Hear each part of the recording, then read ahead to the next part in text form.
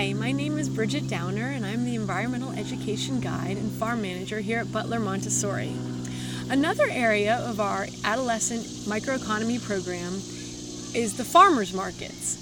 We run year-round farmers markets on Friday at around 2:45, and we adopt a motto called slow food the fast way.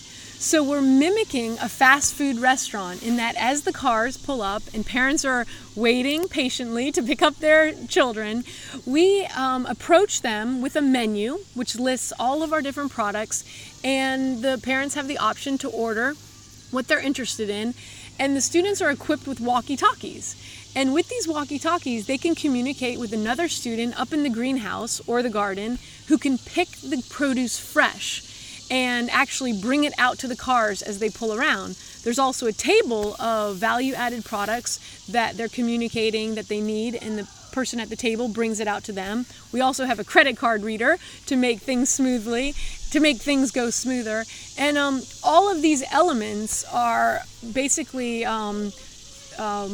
parts of our farmers market that the students have to be trained on, and they have to know how to organize it and handle them all. So it actually becomes an extremely beneficial lesson in multitasking, because at the end of the market, these students, they are extremely invigorated because they've been highly motivated by so much action and then able to organize it down to a T. And then, of course, the highlight of the farmers market is coming back to the park house. Everybody's indulging in the frozen lemonade because they're all pretty hot and sweaty, but they're also counting the profits.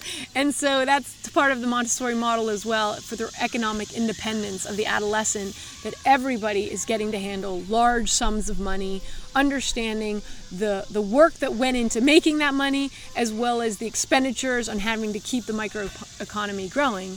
So, I mean, what better way, to allow our students to gain a step into the real world than giving this amazing opportunity on the farm.